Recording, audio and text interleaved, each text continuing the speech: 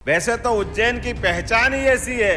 अयोध्या, मथुरा, माया, काशी, कांची, अवंतिका, पुरी द्वारा अवतिष्ठेय सप्तैते मोक्षदायिका। दुनिया की नगरी कोई और हो सकती है, लेकिन काल की नगरी तो एक ही है, महाकाल की नगरी। इसकी किसी से कोई होड़ नहीं हो सकती। अपने शासन से सुशासन की उच्चतम मापदंड भगवान राजा राम के काल से और अतीत के ऐसे कई कई कारणों से आप अंदाज लगा लो कि ये हमारा अपना जो वर्तमान का चतुर्युग चल रहा है, जिसको मान के चले 5000 साल का ये कलयुग का समय चल रहा है।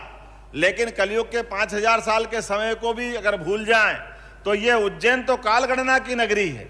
और कालगणना की नगरी जिसने अपनी सृष्टि के आरंभ से हरेक का हिसाब रखा है और व्यक्ति के जन्म से लेकर मृत्यु तक की पूरी यात्रा का समय कितना कीमत रखता है, तो अपने क्षण क्षण का उपयोग सदुपयोग में बदले। इसलिए दुनिया की नगरी कोई और हो सकती है, लेकिन काल की नगरी तो एक ही है, महाकाल की नगरी। इसकी किसी से कोई होड़ नहीं हो सकती है, किसी से कोई तोड़ नहीं हो सकती।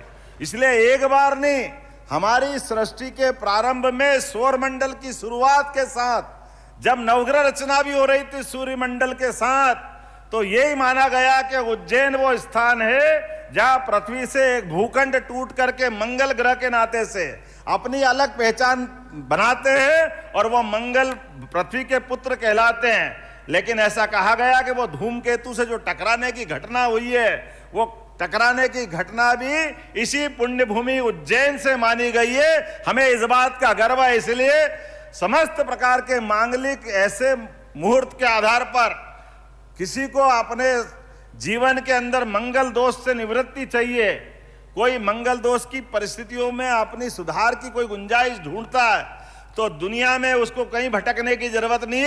एक बार उज्जैन आ जाए, छिपरा में स्नान करे, मंगलनाथ पे जल चढ़ाए, थोड़ी सी पूजा कर दे, बाबा कृपा करते हैं। ऐसी कई मान्यता है। वैसे तो उज्जैन की पहचान ही ऐसी है। अयोध्या, मथुरा, माया, काशी, कांची, अवंतिका, पुरी द्वारा अवतिष्ठेय सप्तैते मोक्षदायिका।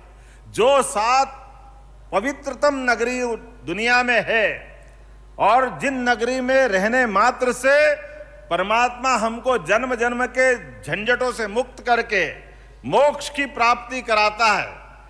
व्यक्ति मनुष्य लोक में आता है तो एक ही आकांक्षा से आता है, और आने के पीछे उसका भी कारण रहता कि जब हमारे प्रारब्ध में मोक्ष में रहना का मौका, या आप इसको सरल भाषा में कहो तो हमारे कर्मों के आधार पर पुण्य कर्म अर्जित करने का मौका ढूंढना है, तो व्यक्ति का पिंड आत्मा के रूप में हमारे अपने शरीर से इस मृत्यु लोक में शरीर धारण करके पुण्य अर्जित करने का मौका मिलता है।